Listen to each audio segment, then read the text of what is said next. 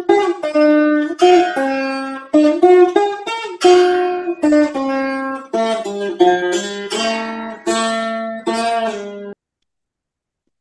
నమ శాంతాయ దివ్యాయ సత్యధర్మస్వరూపిణే స్వానందామృతతృప్తాయ సుందరాయ నమో నమః. మనం నిద్రపోతూ ఉన్నటువంటి పురుషుణ్ణి నిద్ర లేపినప్పుడు అతడు లేవలేదు, అతన్ని బెత్తంతో కొట్టినప్పుడు లేచాడు. వాడు ఎక్కడ పడుకున్నాడు, ఎక్కడ వాడు ఉండిపోయాడు, ఆ జీవుడు ఎక్కడున్నాడు అన్నటువంటి ప్రశ్న మీద వివరణలు చూస్తున్నాం. అంటే ఈ వివరణల విషయంలో అజాతశత్రు బ్రాహ్మణం చాలా లోతుగానే సమాధానం చెప్పింది. ఇక్కడ బాలాకి అజాతశత్రు సంవాదం భవిష్యత్తుకి బ్రాహ్మణోపనిషత్తులో ఓ కొంత వివరణతో వారు చెప్పారు. ఏమిటి అసలు మనం మెయిన్గా మనకు కావాల్సిందంటే ఏమిటంటే అసలు నిద్ర అంటే ఏమిటి, ఎవడు నిద్రపోతున్నాడు, నిద్ర ఎక్కడ ఉన్నది, ఈ జీవుడు ఎక్కడున్నాడు, ఒకవేళ అథవా ఈ జీవుడు ఆ సమయంలో అంతర్హితుడైపోతే మళ్ళీ లేచినప్పుడు ఎక్కడి నుంచి వచ్చాడు, ఇలాంటి సమస్యలన్నీ వస్తాయి. ఉన్నది ఒక్కటే ప్రశ్న అండి, ఏమిటంటే జీవుడు పిలిచినప్పుడు లేవనటువంటి జీవుడు ఎక్కడున్నాడు, అక్కడే ఉన్నాడు. ఎక్కడి నుంచి వచ్చాడని మరి అడగక్కర్లేదు. ఎందుకోసం, వాడు వచ్చినప్పుడు అక్కడి నుంచే వస్తాడు, ఎక్కడున్నాడో అక్కడి నుంచే వస్తాడు. అది రెండు ప్రశ్నల్లో ఒక్క ప్రశ్నే కనిపిస్తుంది. పరమాత్మని అశయిష్టాభూత్ అజ్ఞానే సుప్తిరిత్యదః పరిచ్ఛిన్నస్య పూర్ణాత్మ తాదాత్మ్యం శయనం భవేత్. పరమాత్మయందు జీవుడు అశయిష్టాభూత్ శయనించిన వాడాయను. ఎక్కడున్నాడండి, ఎక్కడ నిద్రపోతున్నాడండి, పరమాత్మలో నిద్రపోతున్నాడండి. ఉన్న జగత్తంతా పరమాత్మేనండి. మనం ఆషాఢ మాసంలో ఉన్నాం, ఈ పాఠం చెప్పుకుంటూ ఉన్నటువంటి సమయంలో మనం ఆషాఢ మాసంలో ఉన్నాం. రేపు కొద్ది రోజుల్లో శుద్ధ ఏకాదశి వస్తుంది. మామూలుగా తిథులు రాసేటువంటి వాళ్ళు శయన ఏకాదశి అని రాస్తారు. ఎప్పుడో కార్తీక మాసంలో ఏకాదశిని ఉత్థాన ఏకాదశి అని రాస్తారు. కథలు చెప్పేవాళ్ళు ఏమిటని చెప్తారు, ఏమండి నారాయణుడు పడుకున్నాడు, వాళ్ళ నుంచి యోగ నిద్రలో ఉన్నాడు, ఆయన మళ్ళీ కార్తీక మాసంలో లేస్తాడండి, ఈ 4 నెలలు ఆయన యోగ నిద్రలో ఉంటాడు, అందుకోసం చాతుర్మాస్య వ్రతం చెయ్యాలి అంటారు. ఏమిటి అసలు అర్థం? మన అనుభూతి ప్రకాశం చదివితే అర్థం చేసుకోవాల్సింది ఏమిటి, నిద్ర అన్నటువంటిది ఏమీ లేదు, పరమాత్మలో లీనమై ఉండడమే నిద్ర. పరమాత్మ నుండి జాగరితం అవడమే ఉత్థానం. అంటే ఆయన నుంచి బయటికి రావడం ఉత్థానం, ఆయన లోపల ఉండడం శయనం.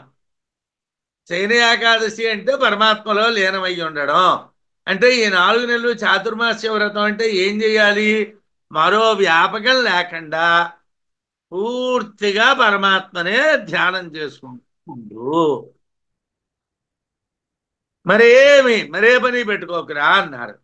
మన ఏమండి, కూరలు తినడం మానేమన్నారా, పెరుగు తినడం మానేమన్నారా, పాలు తినడం మానేమన్నారా?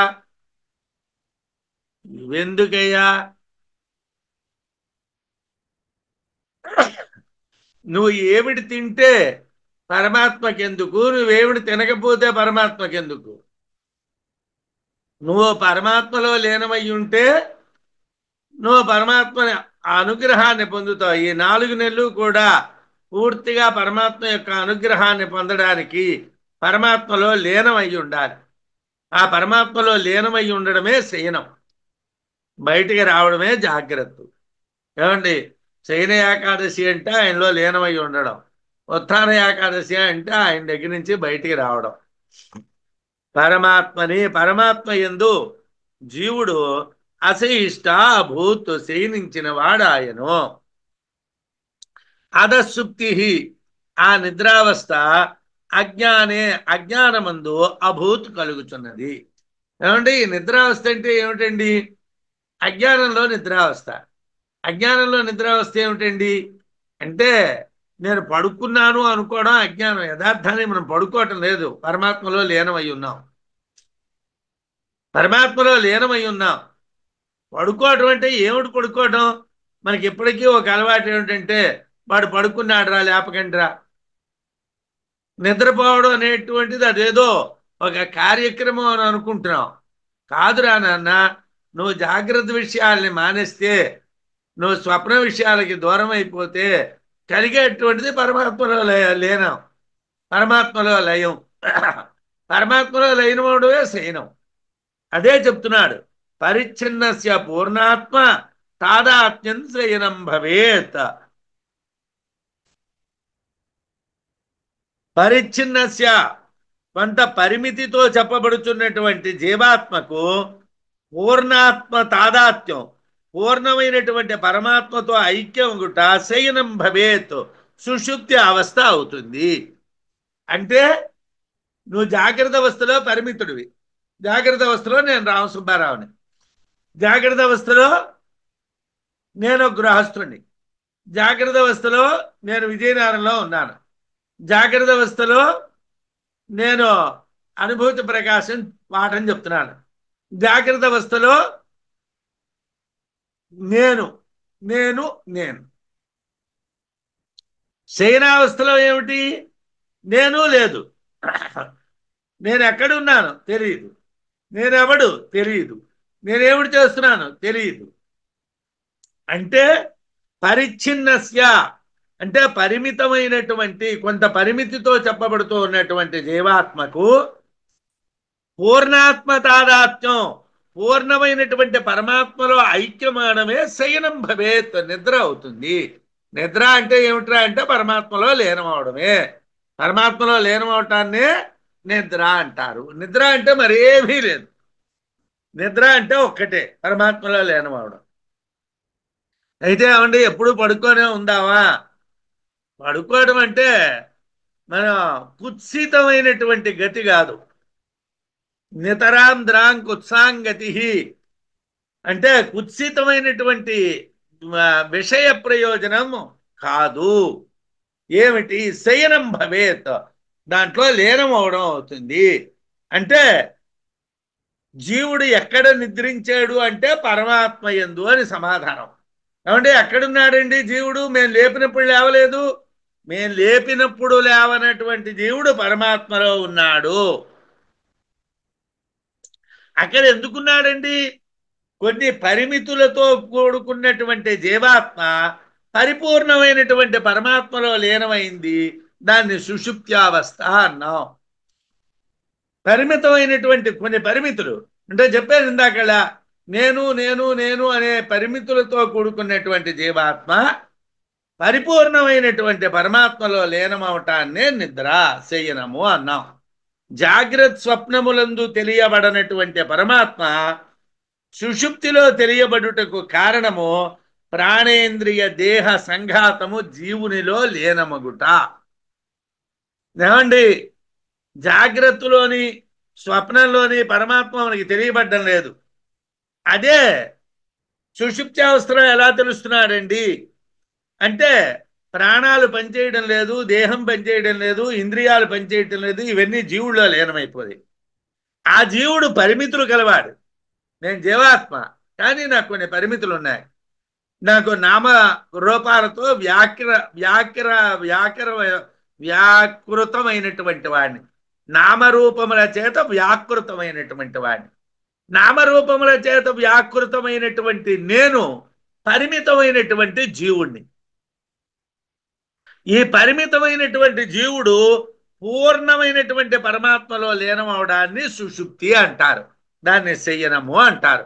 అంటే సుషుప్తిలో ప్రాణేంద్రియ దేహ సంఘాతం అంతా కూడా పరమాత్మలో లీనమై ఉంటుంది.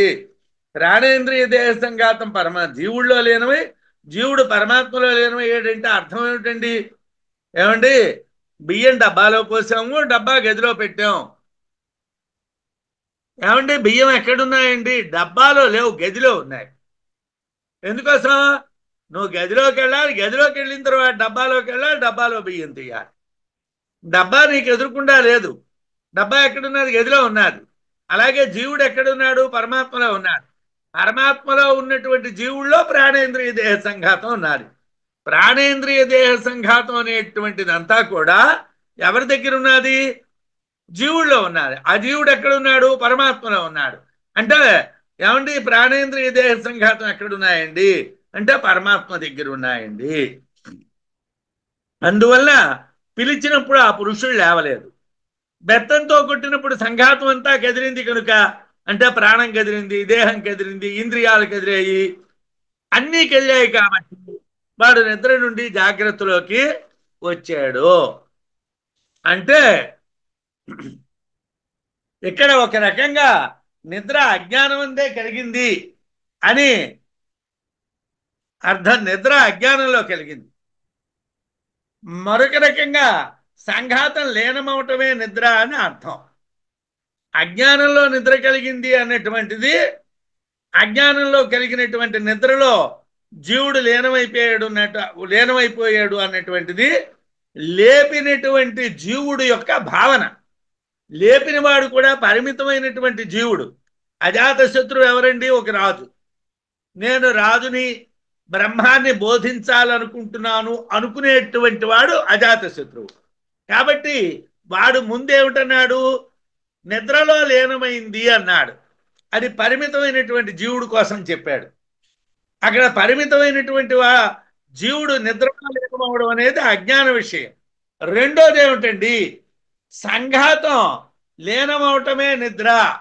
అంటే ఏమండి, పరిమితులతో కూడుకున్నటువంటి జీవాత్మ పరమాత్మలో లీనమవడం అనేటువంటిదే సుషుప్తి అన్నాడు, శయనము అన్నాడు. అదేమిటండి? అదేమో జ్ఞానం. అది జ్ఞానం. అందుకోసం పరిమితులతో కూడుకున్నటువంటి జీవాత్మ పరమాత్మలో లీనమవడం అనేటువంటిది జ్ఞానం. అయితే శృతిని అనుసరించి అజ్ఞాన విషయమే సుషుప్తి.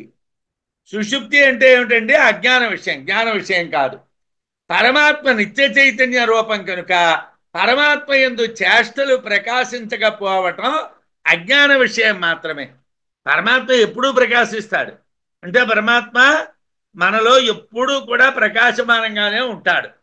ఆయన ఎప్పుడూ చైతన్యవంతంగానే ఉంటాడు. ఏమండి, చేష్టలు ఎందుకు జరగడం లేదండి అంటే అజ్ఞానం వల్ల జరగడం లేదని అనుకుంటున్నాం. అంటే ఎవడైతే జ్ఞాని ఉంటాడో జ్ఞానికి నిద్ర లేదు.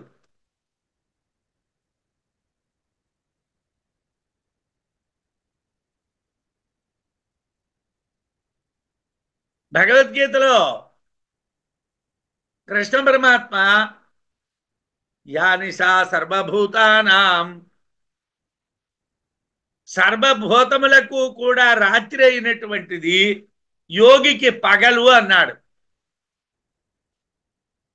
సర్వభూతములకు పగలైనటువంటిది యోగికి రాత్రి అన్నాడు. అంటే ఏమిటండి ఆ తేడా? ఆ తేడా ఏమిటి అంటే అజ్ఞానము అనేటువంటిది ఏదైతే ఉన్నదో అది యోగికి లేదు. యా నిశా సర్వభూతానాం, సమస్తమైనటువంటి భూతములకు ఏ నిశ అయితే ఉన్నదో, ఏ రాత్రి అయితే ఉన్నదో అది యోగి అయినటువంటి వాడికి వెలుతురు, యోగి అయినటువంటి వాడికి జాగ్రత్త. ఎందువల్ల ఇప్పుడు ఆయన తెలివిగా ఉన్నాడు అంటే వాడు సుషుప్తి అవస్థలో పరిమితమైనటువంటి జీవుడు పరమాత్మలో లీనమైపోతే పరమాత్మ పరిపూర్ణమైనటువంటి వాడు ప్రకాశిస్తున్నాడు. కాబట్టి నిద్ర అవస్థ అనేటటువంటిది ఏదైతే ఉన్నదో, రాత్రి అనేటువంటిది ఏదైతే ఉన్నదో అది యథార్థమైనటువంటి పగలు.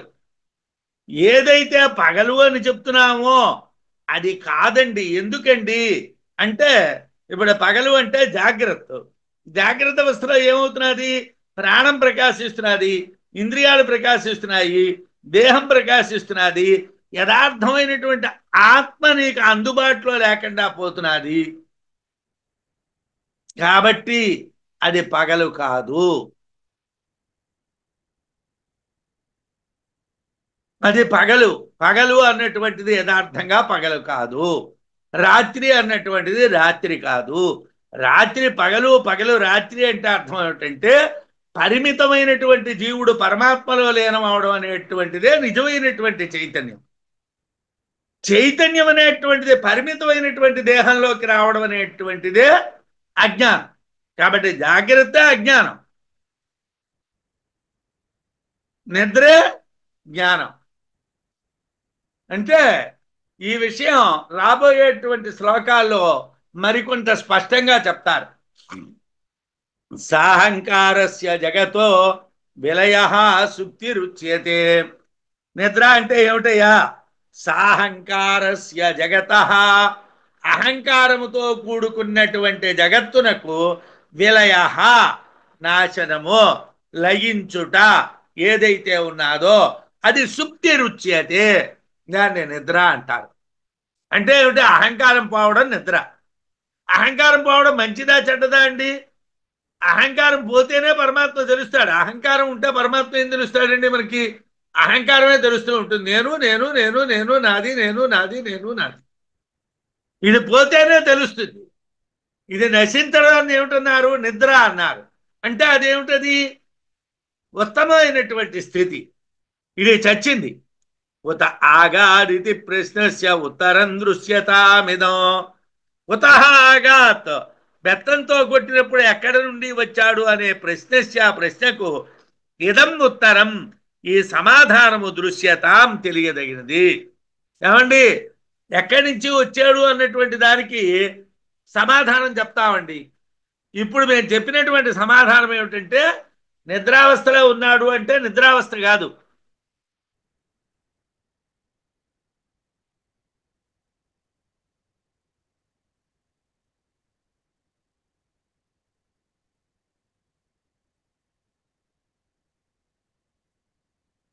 సాహంకారస్య జగత, అహంకారంతో కూడుకున్నటువంటి జీవునకు, మొత్తం జీవ సంఘాతమునకు విలయ, నాశనము, సుప్తిరుచ్యతే, నిద్ర అంటారు. ఉత ఆగాద్ ఇది, ఎక్కడి నుంచి వచ్చాడు అనేటువంటి ప్రశ్నకు ఉత్తరం దృశ్యతామిదం. ఇదిగో సమాధానం చెప్తాను వినమయ్యా. ఎక్కడున్నాడో అక్కడి నుంచే వస్తాడు కాబట్టి మళ్ళీ ప్రశ్న ఎందుకండి అని అంటే చెప్తున్నారు. అహంకారంతో కూడినటువంటి జగత్తు పరమాత్మలో లీనం అవడమే సుషుప్తి. లయించుట అంటే లీనం అవటం, విలయం అంటే విశేషంగా లయం అవడం. పరిమితులతో కూడుకున్నటువంటి జీవాత్మ స్వరూపమే జగత్తు. జగత్ అంటే ఏమిటండి? జీవాత్మ స్వరూపం. జీవాత్మ సంఘాతాన్ని జగత్తు అంటారు. అది పరమాత్మలో లీనమవడమే నిద్ర. అది పరమాత్మలో లీనమైపోవటం, జగత్తు పరమాత్మలో లీనమైపోవటమే నిద్ర. బెత్తంతో కొట్టబడినటువంటి పురుషుడు ఎక్కడి నుండి వచ్చాడు అనే దానికి తరువాతి శ్లోకంలో సమాధానం చెప్తారు. జాగ్రత్తలో అహం ఉంది, స్వప్నంలో అహంకార వాసన ఉంది, సుషుప్తిలో అవి ఏవీ లేవు. అందువలన అహంకార నాశనమే నిద్ర. అక్కడ శుద్ధమైనటువంటి ఆత్మ తెలియబడుతుంది. నిద్రలో శుద్ధమైనటువంటి ఆత్మ తెలియబడుతుంది. అజ్ఞేన ఆవృతాత్ పూర్ణాత్ ఆగచ్చతి పరాత్మన యదా ప్రబుధ్యతే సుప్తః తదా అగ్నే విస్ఫులింగవతు. ఏమండి? ఎక్కడి నుంచి వస్తున్నాడండి? మనం బెత్తంతో కొడితే వచ్చినటువంటి వాడు ఎక్కడి నుంచి వచ్చాడు? ఎక్కడి నుంచి వచ్చాడంటే అజ్ఞేనే ఆవృతాత్ పూర్ణాత్, అజ్ఞానము చేత ఆవరించబడినటువంటి పూర్ణ పురుషుని నుండి, పరమాత్మ నుండి, పరాత్మన, పరమాత్మ నుండి ఆగచ్చతి, వస్తాడు. అజ్ఞానేన ఆవృతాత్ పూర్ణాత్, అజ్ఞానముతో కప్పబడినటువంటి పూర్ణము నుండి, పరిపూర్ణమైనటువంటి పరాత్మ నుండి, పరమమైనటువంటి ఆత్మ నుండి సుప్త నిద్రించినటువంటి వాడు ఆగచ్చతి వస్తాడు. వాడు రావడం అక్కడి నుంచి వస్తున్నాడు. యదా ఎప్పుడు సుప్తి నిద్రించినటువంటి వాడు ప్రబుధ్యతే లేస్తున్నాడో,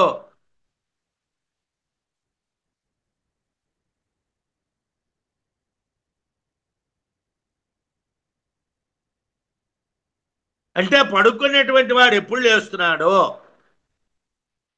జాగరితుడవుతున్నాడో, జాగ్రత్త అవస్థని పొందుతున్నాడో, తదా అప్పుడు అగ్ని యొక్క విస్ఫులింగవతు నిప్పు కణికల వలె, అంటే మిణుగురుల వలె. ఎక్కడ నుండి వచ్చే అంటే ఇది కూడా తర్వాత దానికి అన్వయం.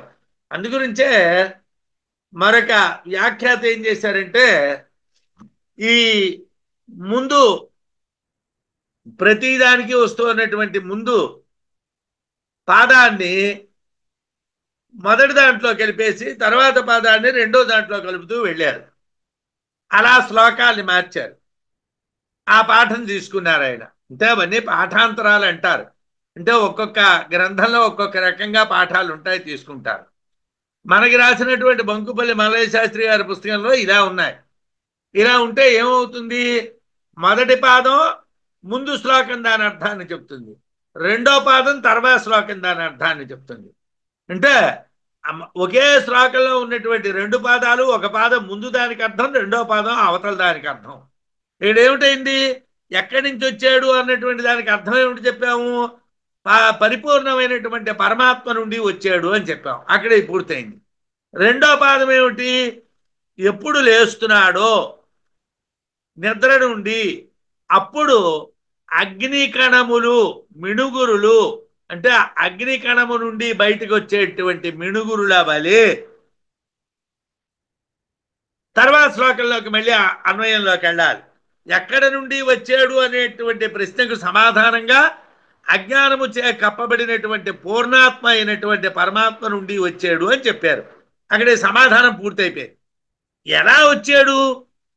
ఏమండి, వాడు పిలిచినప్పుడు రాలేదు కదా, ఇప్పుడు ఎలా వచ్చాడండి అంటే, ఇప్పుడు వాడు రావడానికి నిద్రించినటువంటి వాడు నిద్ర నుండి ఎలా లేచాడు అంటే, ఆ విధానం ఎలా ఉన్నదంటే, అగ్ని యొక్క కణికలు మిణుగులు, అంటే ఒక పెద్ద అగ్ని ఓ పెద్ద కణం ఉన్నది, దాని నుండి చిన్న చిన్న మిణుగురులు బయటికి వచ్చాయి. అవి ఎలా వచ్చాయో, ప్రాణాయధాయధం తస్మాత్ జాయంతే పరమాత్మనః. ఈ ప్రాణాలన్నీ కూడా ఆ పరమాత్మ నుండి పుడుతున్నాయండి. ప్రాణములు అంటే ఇంద్రియాలు, ప్రాణములు అంటే ఇంద్రియాలు. ప్రాణాః యథాయథం తస్మాత్ జాయంతే పరమాత్మనః. అగ్ని కణము నుండి, ఒక అగ్ని కణం దగ్గర నుంచి చిన్న చిన్న మిణుగురులు బయటకు వచ్చినట్టుగా ఆ పరమాత్మ నుండి ప్రాణాలన్నీ బయటకు వచ్చాయి. తస్మాత్ పరమాత్మనః, ఆ పరమాత్మ నుండి, ఆ పరమాత్మ అయినటువంటి పరిపూర్ణుడైనటువంటి పరమాత్మ నుండి, యథాయథం ప్రాణాః, ఏ ప్రాణానికి ఆ ప్రాణం, కళ్ళు కళ్ళు, ముక్కుకి ముక్కు, చెవికి చెవి, నోరుకు నోరు, అన్నీ కూడా ఒక్కొక్కటి దాని నుంచి బయటకు వచ్చాయి. ఒక్కొక్క నిప్పు రవ్వ బయటకు వచ్చినట్టుగా, నిప్పు గడ నుంచి ఒక్కొక్క నిప్పు రవ్వ బయటకు వచ్చినట్టుగా అన్నీ ఒక్కొక్కటి ఒక్కొక్కటి ఒక్కొక్కటి బయటకు వచ్చాయి. ఏ ఇంద్రియానికి ఆ ఇంద్రియం జాయంతే పుట్టుచున్నది, పుడుతున్నాయి. ప్రాణాభిమాని దేవానాం, ప్రాణమునకు అభిమాని దేవతలైనటువంటి అగ్నియాదీనాం, అగ్ని మొదలైనటువంటి వాటి యొక్క జనిహి పుట్టుక, తతః అటు తరువాత. ప్రాణాలు ముందు పుడుతున్నాయి.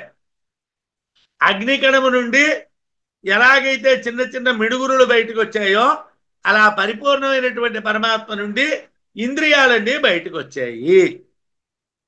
ఏమంటే ఇంద్రియాలు బయటకు వస్తే ఇంద్రియాలు పనిచేస్తాయా? పనిచేయవు. కళ్ళుంటే పనిచేస్తాయా? ప్రాణం ఉండాలి. ఏమండి ముక్కుంటే పనిచేస్తుందా? పనిచేయదు. వీటన్నిటికీ ఏం కావాలి? ప్రాణం కావాలి. ఒక ప్రాణం సరిపోతుందా?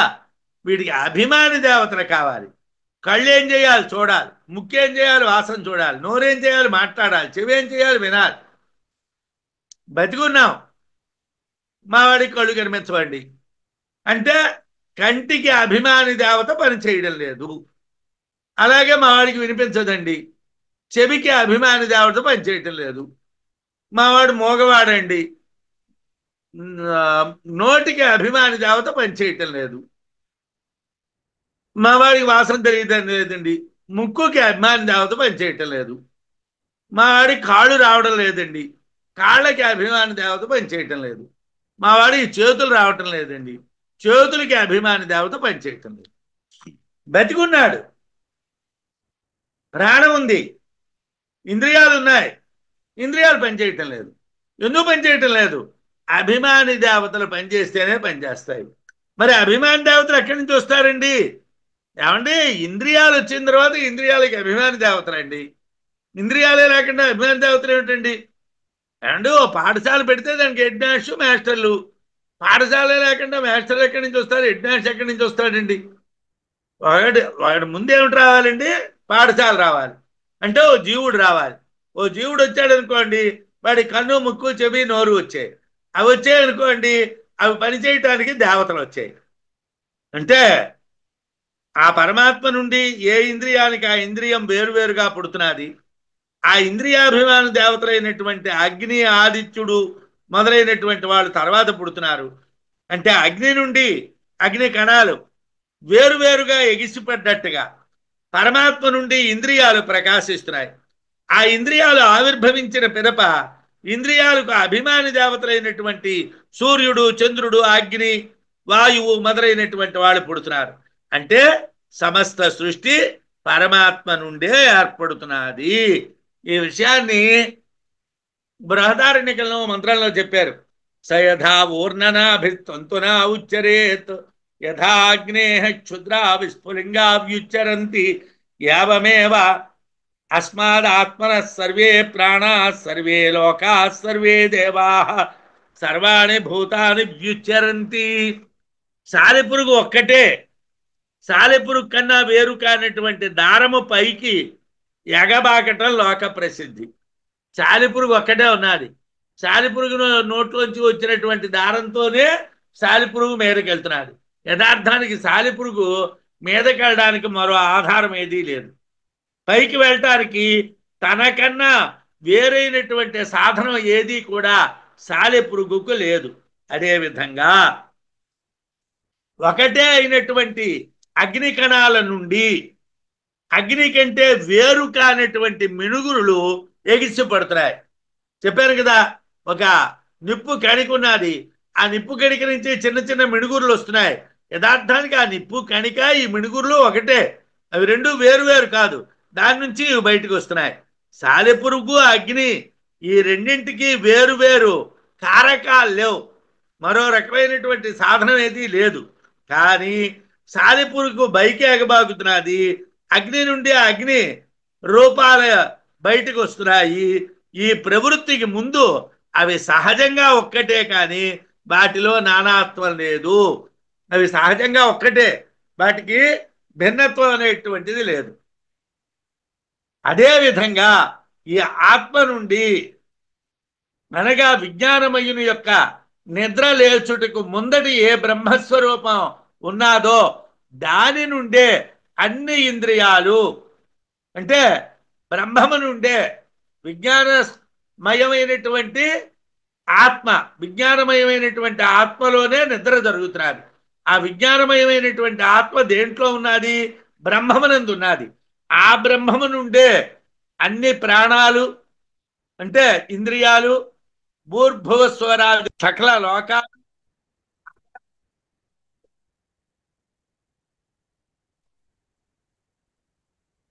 ఆయా లోకాలకి అధిపతులైనటువంటి ఆదిత్యుడు, అగ్ని, వాయువు, బ్రహ్మ మొదలైనటువంటి వాళ్ళు, అంటే బ్రహ్మ అంటే గడ్డిపోచ నుండి వరకు, హిరణ్య గర్భ బ్రహ్మ నుండి గడ్డిపోచ వరకు ఉన్న వాళ్ళందరూ, సర్వభూతాలు ఆ పరమాత్మ నుండే వివిధ రూపాల్లో పుడుతున్నాయి. అన్నీ ఉద్బుద్ధం అవుతున్నాయి, లేస్తున్నాయి, అవన్నీ ఉన్నాయి అని తెలుస్తున్నాయి. యథార్థంగా అవి వేరు కాదు, అవన్నీ ఆ పరమాత్మే. ఆ పరమాత్మ నుండి ఇవన్నీ కూడా మనకు కనిపిస్తున్నాయి, ఇవన్నీ బయటికి వస్తున్నాయి.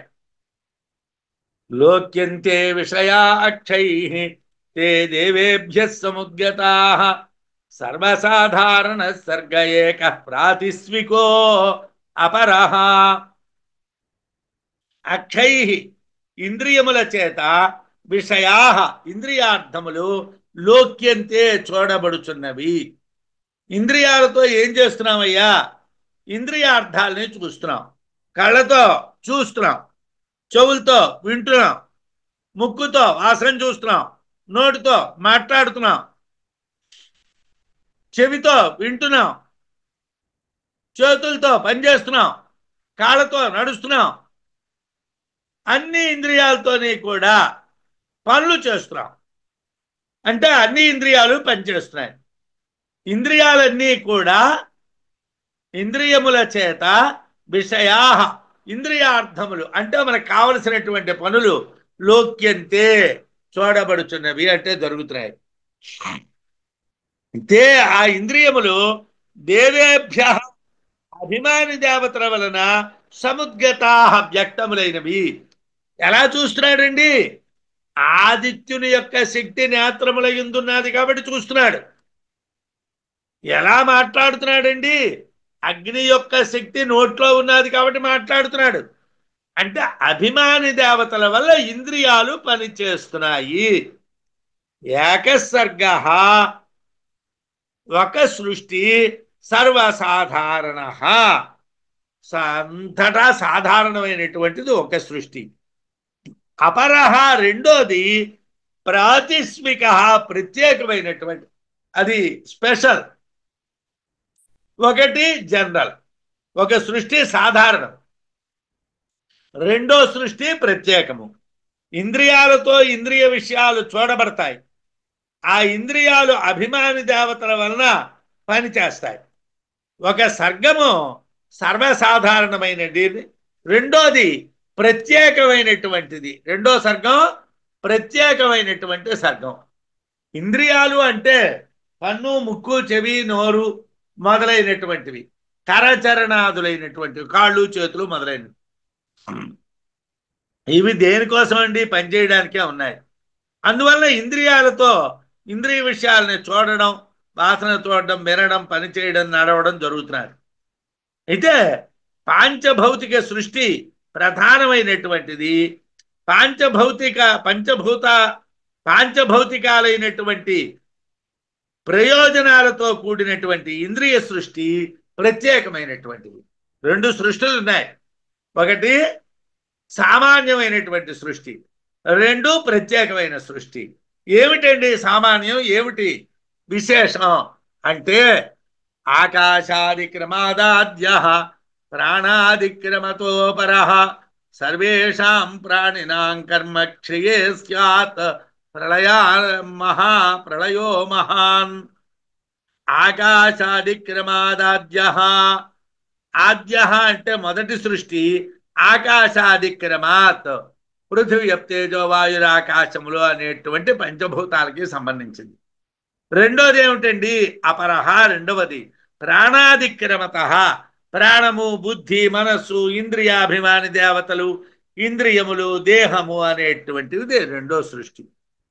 అంటే పరమాత్మ నుండి మాయ నుండి సూత్రాత్మ అయినటువంటి హిరణ్యగర్భుడు, ఇతడే ప్రాణాత్మ, ప్రాణావై సత్యం అని ఇతడే పాక్షికమైనటువంటి సత్యం. ఈ ప్రాణాన్ని ధరించేటువంటి వాడే జీవుడు. ఈ ప్రాణము అనేటువంటిది బుద్ధి, మనస్సు, ఇంద్రియ అధిదేవతలైనటువంటి ఆదిత్యుడు, అగ్ని, వాయువు మొదలైనటువంటివి, ఇంద్రియాలు, దేహము ఇలా పరిణామం చెందుతున్నది. దీన్ని అపర సృష్టి అంటారు. ఇది స్పెషల్ సృష్టి. మరి సాధారణ సృష్టి ఏమిటండి? మాయ నుండి హిరణ్యగర్భుడు, ఇతడి నుండి విరాట్టు నుండి సత్వరజస్తమో గుణాలు, వాటి నుండి ఆకాశాది పంచభూతాలు. ఇది ఆద్య సృష్టి, ఇది మొదటి సృష్టి.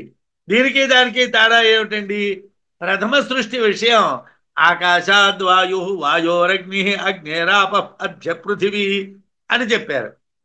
ఆకాశాది సృష్టి ఎలా చెప్పారు? ఆకాశం నుండి వాయువు, వాయువు నుండి అగ్ని, అగ్ని నుండి జలము, జలము నుండి పృథివీ అని చెప్పారు. ఇలా వ్యాకరించారు. అక్షర పరబ్రహ్మనందు అవ్యాకృతమైన ఆకాశం ఉంది. అసలు ఆకాశం ఎక్కడ ఉన్నదండి? ఆకాశం ఎక్కడి నుంచి స్టార్ట్ అయిందండి అంటే దీనికి బృహదారణ్యకోపనిషత్తులో అవ్యాకృతమైనటువంటి ఆకాశం ఎక్కడున్నది అని అడిగితే తదక్షరం బ్రాహ్మణాభివదంతి అని యాజ్ఞవల్క్యుల వారు సమాధానం చెప్పారు. కాబట్టి అవ్యాకృతమైనటువంటి ఆకాశం అక్షర పరబ్రహ్మలో ఉన్నది. అవ్యాకృతము నుండి వ్యాకృతమైన ఆకాశం కలిగింది. పంచభూతాల్లో ఒకటైన ఆకాశం వచ్చింది. దాని నుంచి వాయువు వచ్చింది, దాని నుంచి అగ్ని వచ్చింది, అగ్ని నుంచి నీరు, నీటి నుంచి భూమి. అయితే ఏమండి, ఒకదాని యొక్క లక్షణాలు మరో దాంట్లో. ఆకాశం లక్షణాలు గాలిలో, గాలి లక్షణాలు అగ్గిలో, అగ్గి లక్షణాలు నీటిలో, నీటి లక్షణాలు భూమిలో. అంటే భూమిలో అన్ని లక్షణాలు ఉంటాయి. ఎలాగంటే ఆకాశం నందు విషయాలు లేవు. ఆకాశ వాయు సమ్మేళనం రెండు భూతాలు, శబ్దము స్పర్శము అన్నటువంటి రెండు ఉంటాయి.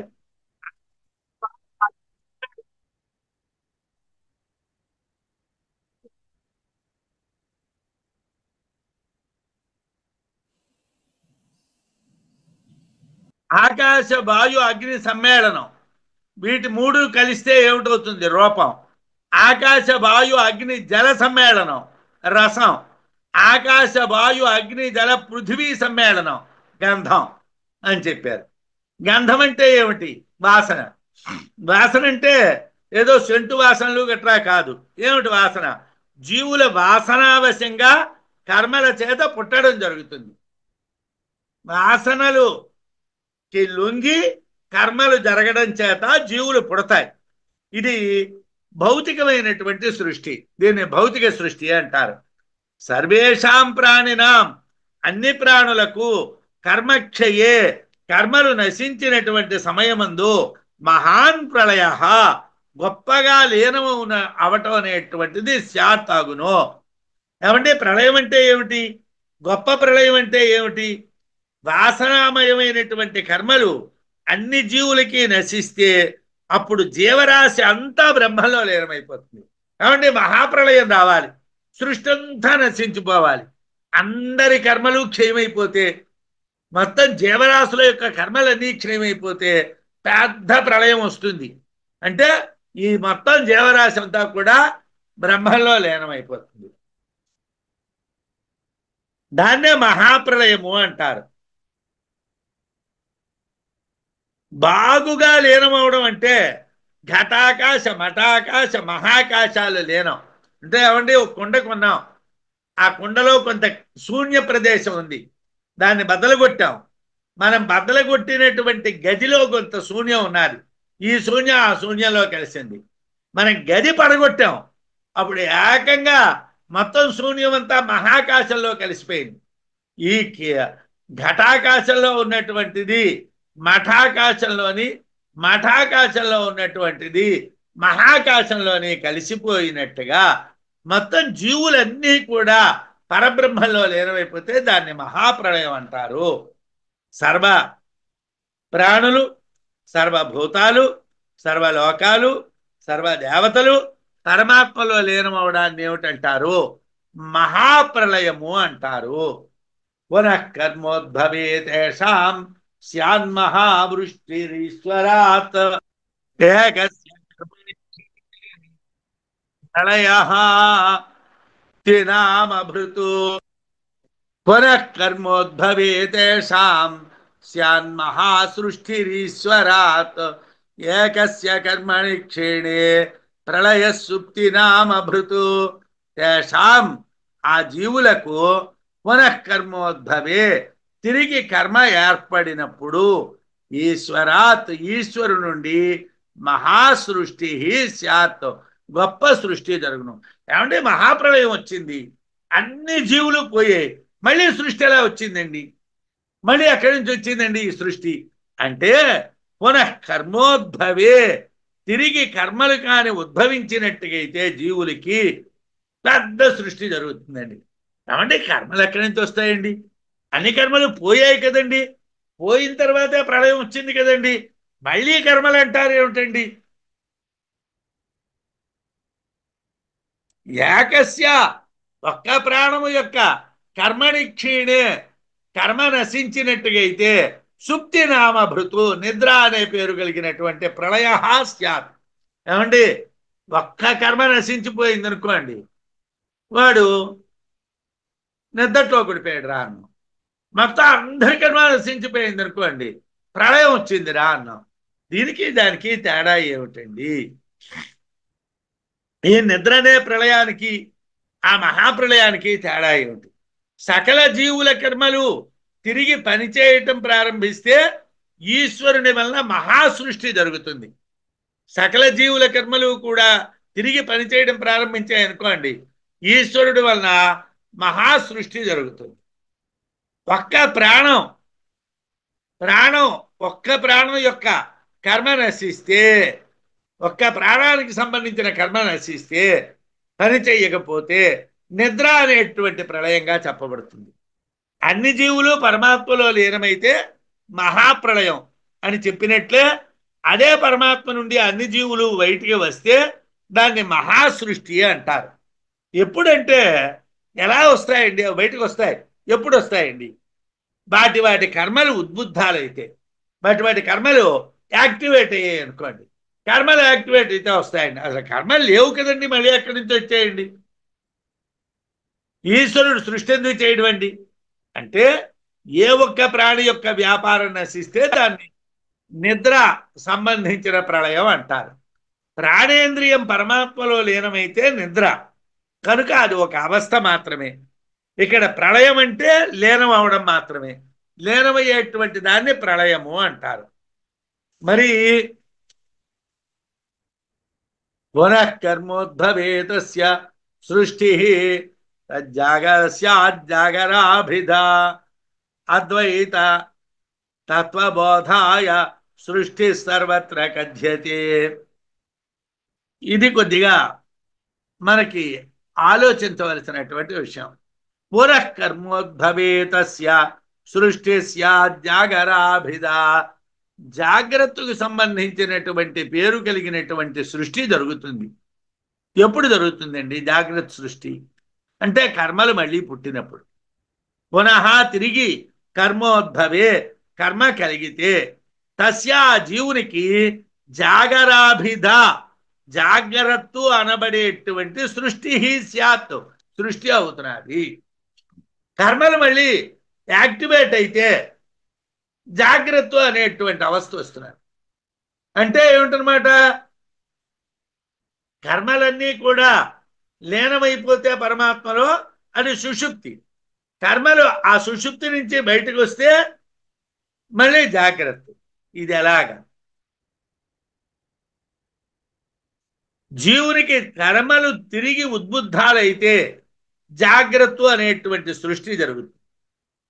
ఒక వ్యక్తి యొక్క కర్మలు వ్యక్తమైతే అది జాగ్రత్త అనబడేటువంటి సృష్టి. ఒక వ్యక్తి యొక్క కర్మలు క్షీణిస్తే అది సుషుప్తి, ప్రళయం.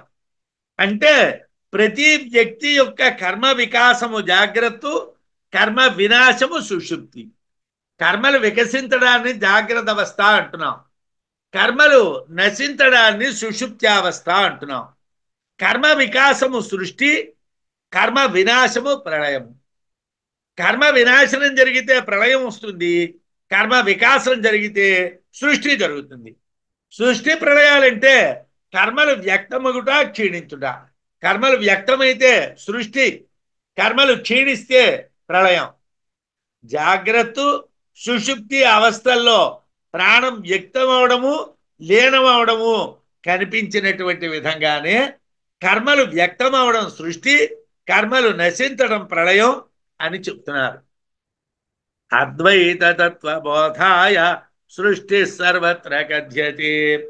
అద్వైత తత్వబోధాయ, అద్వైత తత్వాన్ని బోధించడం కొరకు సర్వత్రా అంతటా సృష్టి కథ్యతే చెప్పబడుతున్నది. అన్ని విషయాల్లోనే అద్వైత తత్వాన్ని చెప్పడానికే ఈ సృష్టి విషయాన్ని మాట్లాడుతున్నామండి అన్నారు. అదేమిటండి సృష్టి విషయాన్ని మాట్లాడడానికి అద్వైత తత్వానికి సంబంధం ఏమిటండి, దానికి దీనికి ముడేమిటండి అంటే, సృష్టి అంటే కర్మలు బయటికి లేవడం. అగ్నికణాలు, అగ్నికణం నుండి మిణుగురులు బయటకు వచ్చాయి, కానీ ఆ మిణుగురులు అగ్నికణం కన్నా వేరు కాదు. అదేవిధంగా పరమాత్మ నుండి సృష్టి వస్తున్నారు, కానీ అది పరమాత్మ కన్నా వేరు కాదు. అయితే సృష్టి విషయాల్లో కర్మ ప్రసక్తి ఎందుకండి?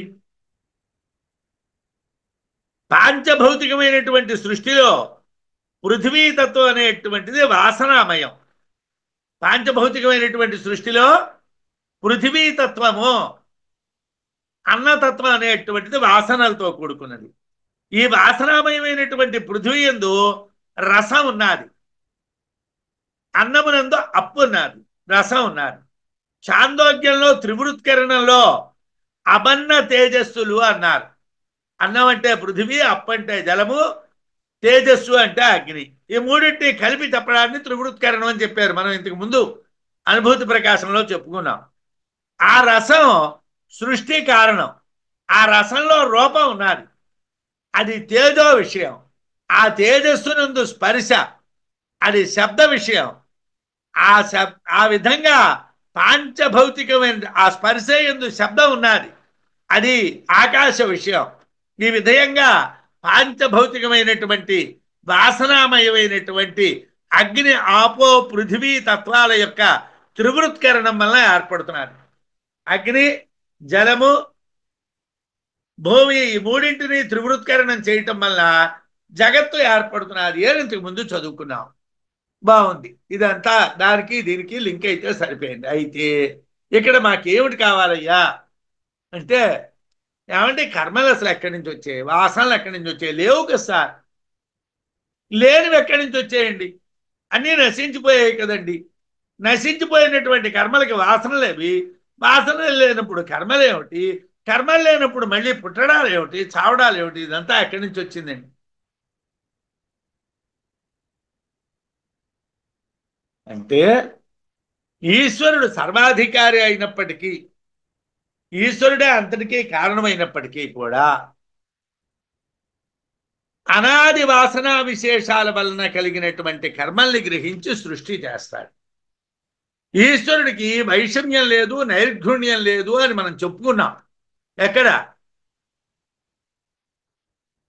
ఇంద్రప్రతర్దన సంవాదంలో.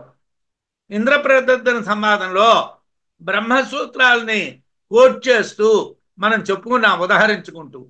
ఏమిటి?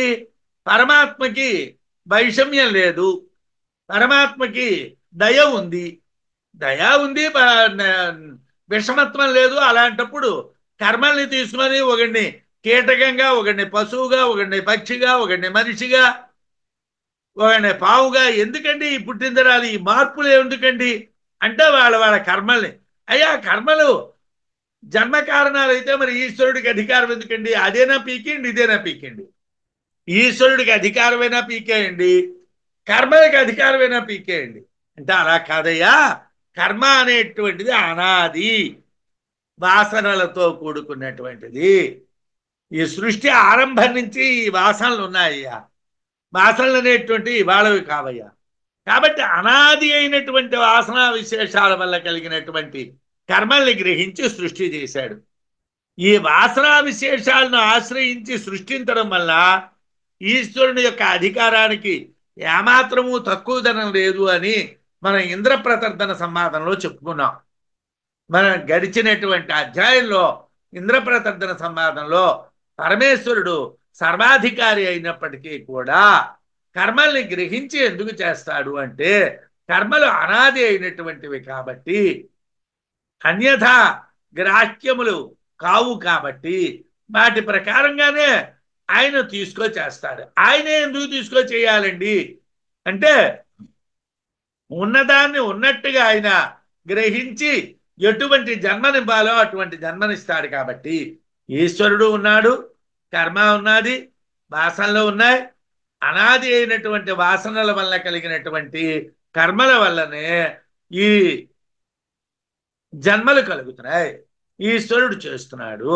ఇక్కడ ఈశ్వరుడికి తక్కువ ధనము లేదు, కర్మ లేకపోవటము లేదు, వాసనలు ఉన్నాయి అని చెప్పారు. వాసనామయమైనటువంటి కర్మలు వ్యక్తం అవడమే సృష్టి. వాసనామయమైనటువంటి కర్మలు వ్యక్తం అవడాన్ని సృష్టి అంటాం. అవి పరమాత్మలో లీనమవడాన్ని ప్రళయం అంటాం. ఏమీ లేదండి, ప్రళయానికి సృష్టికి ఏమిటి చాలా ఈజియెస్ట్ ఏమిటంటే వాసనలు నశించిపోతే ప్రళయం, వాసనలు ఉద్బుద్ధమైతే సృష్టి. ఒరే వాసనల్ని వదులుకోరా. ఇప్పుడు పెద్ద ప్రాబ్లం ఎక్కడున్నదండి? కర్మల్ని వదులుకో అంటే వదులుకోం, వాసనల్ని వదులుకుంటే కర్మలు ఆటోమేటిక్గా పోతాయి సార్. అదేలాగండి అంటే మనం కాఫీ తాగాలి అనేటటువంటి వాంఛ లేదనుకోండి, పాలున్నాయా, కాఫీ గుండు ఉన్నదా, స్టవ్ ఉన్నదా, ఎవరు పెడతారు, ఈ కర్మ ఏమీ లేదు. ఆ కోరిక లేకపోతే, ఆ వాసన లేకపోతే. వాసన ఉందండి, కొద్దిగా కాఫీ తాగాలి అని, ఇవన్నీ ఉన్నాయి. వాసనలు క్షీణించాలి. ఆ వాసనలు క్షీణించాలంటే ఏం జరగాలండి? ఏమండి, ఏం చేయాలి? వాసనలు జ్ఞానం ప్రకాశించాలి. ఇవి అనిత్యములు, వీటి వెనకాతల పడకూడదు. ఏమండి, నాకు అమెరికా నుంచి ఆహ్వానం వచ్చిందండి. ఒక ఆయన విజయనగరంలో చాలా గొప్ప గణిత శాస్త్రజ్ఞుడు ఉండేవాడు. ఆయనకి సుమారులో ఓ 60 ఏళ్ల వయస్సు వస్తున్నటువంటి సమయంలో, ఓ 55, 58 ఆ మధ్య వయస్సులో ఆయనకి ప్రభుత్వం వాళ్ళు గుర్తించి అమెరికా ప్రభుత్వం నుంచి ఆహ్వానం వచ్చింది. మా యూనివర్సిటీల్లో మీరు గెస్ట్ ప్రొఫెసర్గా చెప్పండి, మీరు వచ్చి మా యూనివర్సిటీల్లో ఉపన్యాసాలు ఇవ్వండి అని. చాలా సంతోషించాడు. ఆయనకి ఇచ్చినటువంటి వీసాని అంబాసిడర్స్ వీసా అంటారు, అంటే దౌత్యాధికారులకు ఇచ్చేటువంటి వీసా. ఈయన ఏ ప్రయత్నం చేయక్కలేకుండా వాడు పంపించారు రమణమని.